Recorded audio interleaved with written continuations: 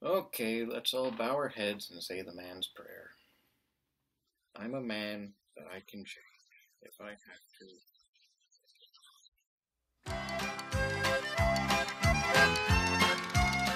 Hello and welcome to This is Public Broadcasting. I'm your host, Captain Rutlidge. It's really amazing how public television in the United States can imbibe an international flair of culture, from the dramas of Masterpiece to the British sitcoms, operas from around the world, and whatever's going on with Austin City Limits. However, probably one of the most bizarre international shows to hit PBS came directly from Canada, The Red Green Show.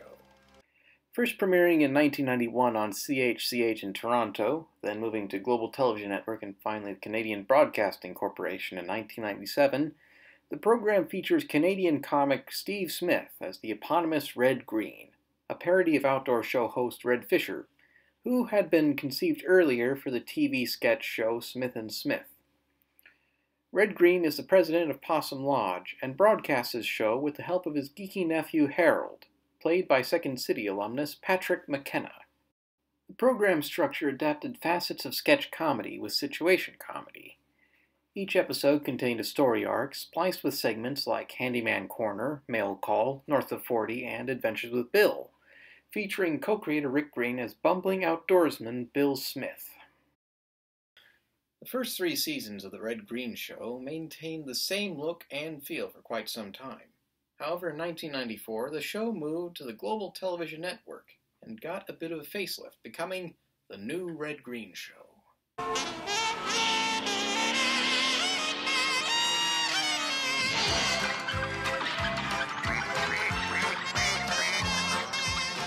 Smith, McKenna, and Green all reappeared as their original characters, but more characters were added to the odd locale of Possum Lake, such as Bob Bainborough as Dalton Humphrey of Humphrey's Everything Store, Jeff Lumby as Sewage and Septics man Winston Rothschild III, Wayne Robson as career criminal Mike Hammer, Peter Kelligan as lonely crazy forest ranger Gord, Graham Greene as explosive expert Edgar K.B. Montrose, Jerry Schaefer as Animal Control Officer Ed Frid, and Gordon Pinsent as water taxi captain and professional yarn spinner Hap Shaughnessy. When Rick Green left the program to work on History Bites, stunt coordinator Joel Harris stepped in as local handyman Walter for the adventure segments. The former mail call segment became The Experts, featuring Red Harold and one of the lodge members answering viewer questions, and other segments came in, such as the Possum Lodge Word Game. Starting in 1998, having moved to CBC the year prior, the show was rebranded as The Red Green Show and continued running until 2006, amassing 300 episodes, 11 specials, and a feature film, Duct Tape Forever. With a title like that, it's got to be funny. That wasn't supposed to happen. Since the majority of the show's cast members were seasoned stand-up comedians, each episode was filmed in front of a live studio audience. In fact, the lodge meetings at the end of each episode were almost entirely made up of audience members, donning Possum Lodge vests. Live studio audiences also made in-jokes more apparent. Take this scene, for example. I do have to disagree with you because there have been some great films made. You know, like Forrest Gump, The Piano, Dances with Wolves. I saw that one.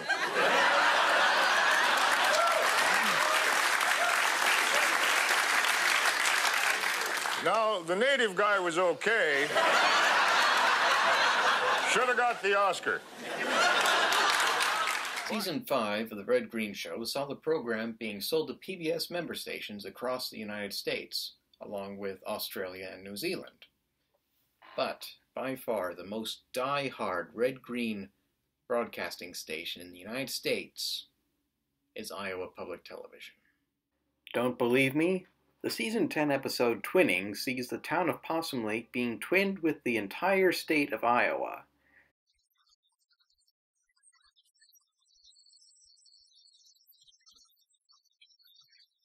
During filming of the episode, real-life Iowans came to the studio and acted as doppelgangers to a few of the members of Possum Lodge.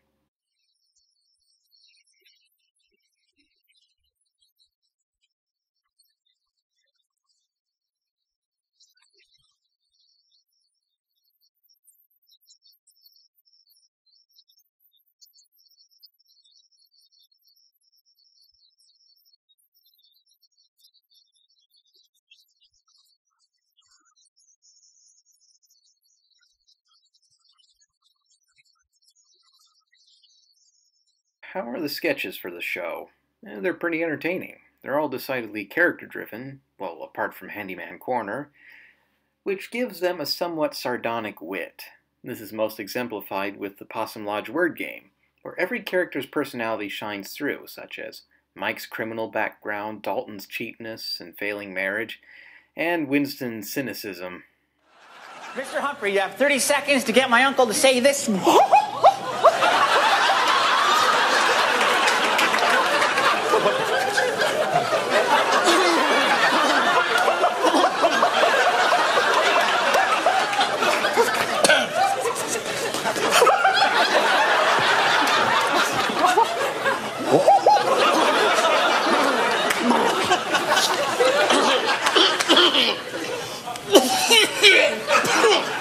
Sax.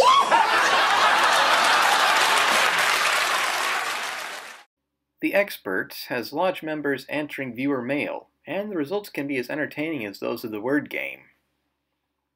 Well, I hope you two clowns just remember, you are what you eat. Well, you know, that's true, Harold. Tell us more about your vegetables.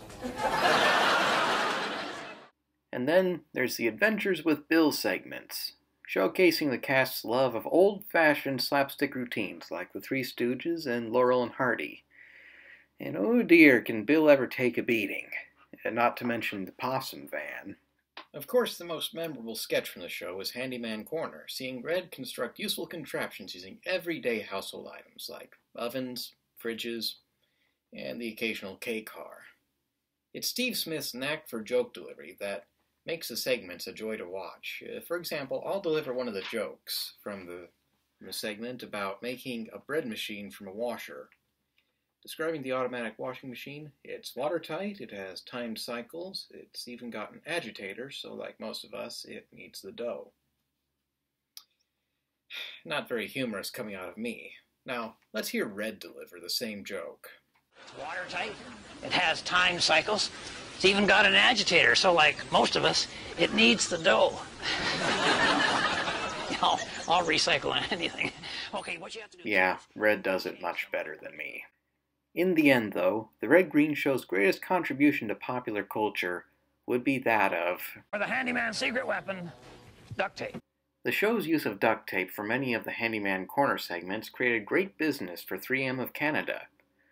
So great, in fact, that much of the Handyman Corner duct tape was supplied by 3M itself. Of course, there was one moment when things were pretty dire.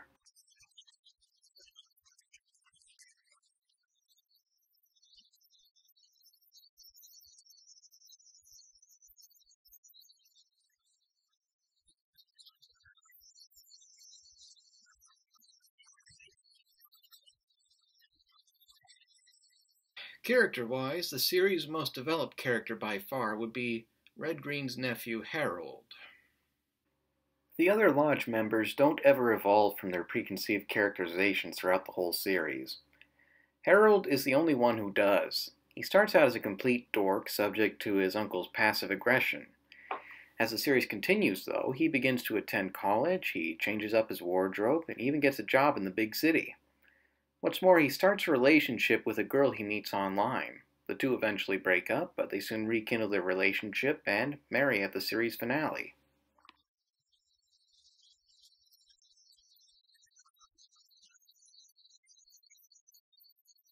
Although Red-Green is considered the main character of the show, Harold is by far the show's most driving character, despite the fact he has issues behind the wheel.